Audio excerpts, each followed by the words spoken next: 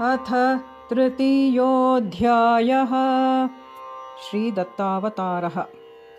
नामधारक उवाच। त्रय्यात्मासौ कुतो जातो भूमौ नर इवेश्वरः। यं ब्रवीषि परं ब्रह्म तन्मे शुश्रूषवे वद। सिद्ध उवाच। धन्योऽस्यनुगृहीतोऽसि यत्ते भक्तिरधोक्षजे। सञ्जाता भवबन्धघ्नि हर्षो मेऽतीव वर्धते। कोऽपि गां पर्यटन्तं मां न पृच्छति गुरोः कथां। त्वयाद्य भक्तचन्द्रेण बोधाब्धिर्मे प्रपूरितः। अनन्ताः सन्त्यनन्तस्य लीलाः प्रश्नमृते पिताः। न वक्तुर्यान्ति निजधीपरिणामावधिं स्मृतिं। कलौ तु नास्तिकामर्त्यास्तत्कथाश्रवणात्मकं प्लवं तर्तुं भवाब्धिं नो विदुर्मज्जन्त्यतोऽत्र ते। यत्राम्बवित्तु तृष्णोर्मिर्ग्रहाः कामादयो ध्वनिः। भोगोपारेऽत्र नौस्त्वेषा गुरुर्नेता कृपामरुत्। तस्माद्दिष्ट्या साधनानि प्राप्तान्यत्राप्य यत्नतः। तरिष्यसि भवाब्धिं स्रागतो वक्ष्ये कथाशृणु। इत्युक्त्वामरजा भीमा सङ्गमे ह्युपविश्य सः। गुर्वधिष्ठितकल्पद्रुमूलेऽस्मै प्राह सत्कथाः। मुमुक्षुभेषजं मुक्तजीवनं विषयीष्टदं। श्रीगुरोश्चरितं वाग्हृद्दूरत्वाद्वच्मि तेऽल्पकम्। जगत्येकार्णवीभूते शेषतल्पश्रितोऽस्पृहः। नारायणो जगत्स्रष्टुं मायामुद्भाव्य सोण्डजम्। स्रष्टारं व्यसृजत्सृष्ट्यै सप्तर्षीन् सोऽपि मानसान्। तत्रैको त्रिस्तपस्वीशो यस्याभूद्भगवान् सुतः। ऋषेरत्रेस्तपोर्थस्य पातिव्रत्यविभूषिता। आसीद्भार्यानसूयाख्या त्रिलोक्यां विश्रुता सती। जातोर्विमृदुलार्काग्निशीतौ मन्दो मरुद्भिया। तस्या देवाः पदापाय भ्रान्त्या पुःशरणं हरिम्। एकदा नारदोऽप्येत्य तद्धर्मान् ब्रह्मविष्णुजान्। प्राब्रवीन्नेदृशी साध्वी सर्वदाभ्यागतप्रिया। इत्युर्षेर्वाक्यमाकर्ण्य विषीदन्त्य उपस्थिताः। तद्देव्यो सहमानाद्राग्बभूवुमूर्च्छिता भृशम्। पतिव्रता मानिनीस्ताः सावित्री श्रीश्वरीस्त्रयः। आश्वास्यातिथिवद्भूत्वा रोषाच्छप्तुं सतीं ययुः। पतिव्रतापि तान् दृष्ट्वा स्वाश्रमाभ्यागतान् सुरान्। प्रत्युद्गत्वा समानीय स्वासने सन्न्यवेशयत्।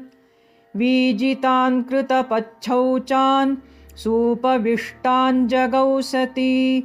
स्वागतं वोद्य किं कार्यं मुनिस्तु तपसे गतः।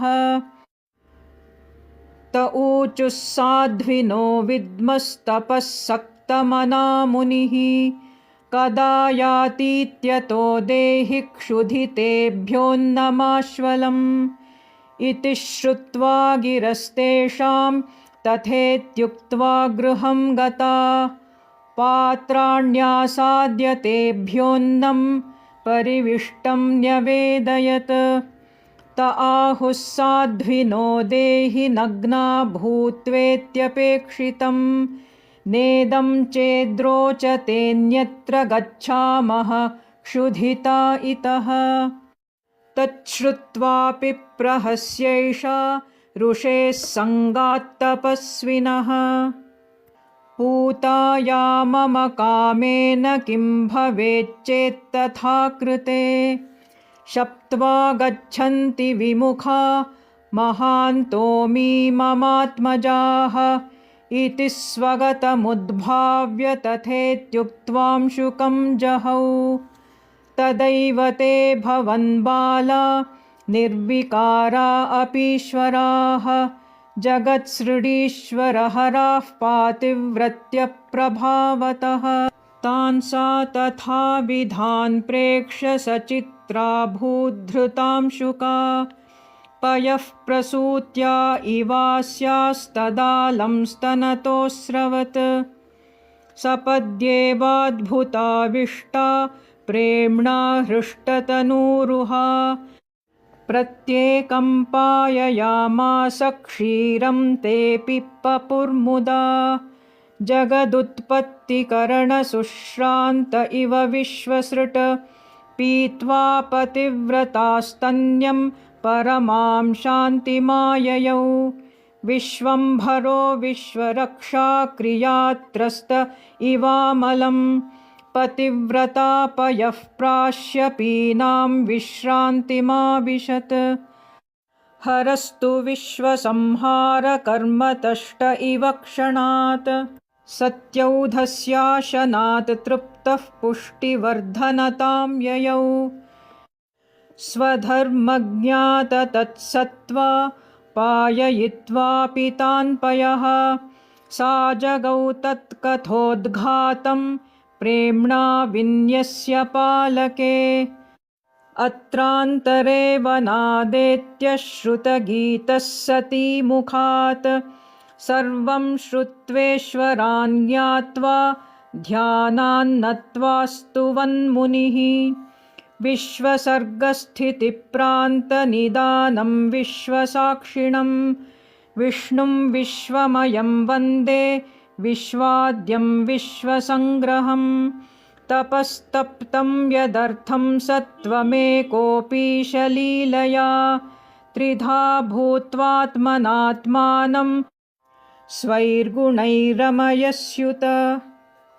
अध्यारोपापवादाभ्यां समुद्भूतं जगत्ततः अहं ममाभिमानेन पार्थक्यं त्वस्य नापरम् इति स्तुवति तस्मिंस्ते पालके बालरूपतः स्थिता अप्याद्य रूपैः स्वैः स्थित्वोचुस्तं वरं वृणु सप्राह साध्वीं सुभगे ब्रह्मविष्णुमहेश्वराः त्वद्भक्त्याप्ता मनो दूरा अतोऽभीष्टं वरं वृणु साप्याह सुतपःसृष्ट्यै त्रिधा भूतेन वै भवान् सृष्टो मुना मुमेवातः पुत्रत्वेन वृणोत्वजम् ऋषिः सोऽपीदमेवेष्टं मत्वा वव्रे तदेव हि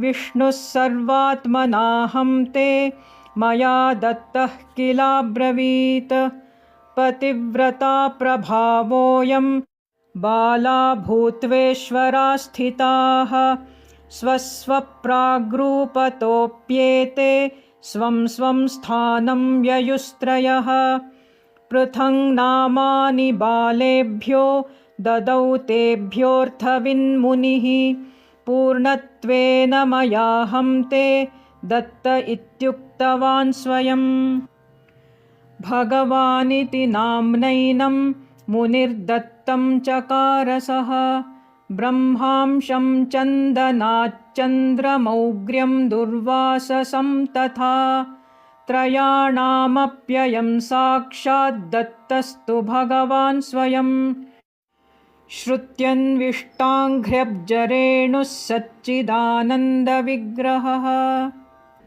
सदेष्टयोगसंविद्दस्मृतिगामी क्षणे क्षणे चण्डोऽप्यन्योऽनुग्रहाशीश्चन्द्रो जननवर्धनः दुर्वासः शापमाश्रित्य भूदेवार्थमनन्तशः धृत्वावतारान् कार्यान्ते लीलाकायाञ्जहात्यजः परानुग्रहकार्यार्थमवतीर्णः स्वयं किल दत्तरूपेण कार्यस्य नित्यत्वान्नामुमत्यजत्। नामधारक उवाच कुतो दुर्वाससा शप्तः शापो व्यक्ते कथं वद लग्नः परावरे मुम्मे संशयं छेत्तुमर्हसि। सिद्ध उवाच भक्ताधीनतया त्वेष भगवान् भक्तिभावनः अव्यक्तोऽप्यस्ति सुव्यक्तः पूर्णातोऽत्र सहिष्णुता पुराम्बरीशनामैको भक्तो भागवतोत्तमः एकादशी व्रतपर आसीदभ्यागतार्चकः एकदा व्रतभङ्गाय पारणाहेतदालयं चण्डः प्राप्याह दुर्वासा भोजनं मेर्पयेति च दास्यामीत्युक्तवत्यस्मिन् गत्वा स्नातुं नदीमरं छिद्रान्वेषी तत्र तस्थौ तरितुं पारणाक्षणम् सोऽप्यभुक्ते मुनौ भोज्यं नान्यथा व्रतभङ्गभिः तीर्थात्तु भयसिद्धिर्म इति मत्वा पपौ जलं तदैत्याह मुनिः पीतं हित्वा मां क्षुधितं यतः दुर्भगानेन दोषेण भ्रमिष्यसि भवे भवे इत्युक्तः सोऽप्यजम्भीतो दध्यौ स्वकुलदैवतं स्वदासजीवनं विष्णुं सोऽप्यागत्याह तं मुनिम्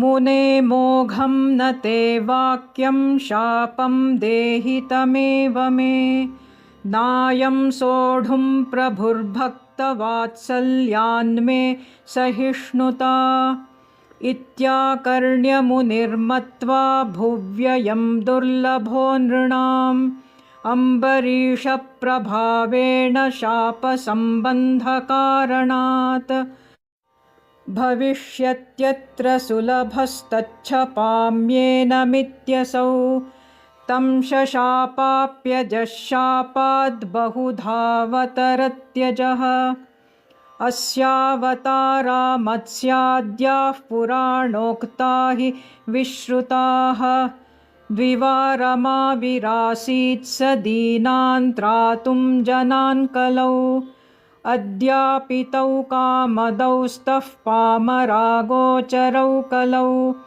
यतकालकलौ द्राक्षं सिद्ध्येन्नान्यदतो वितः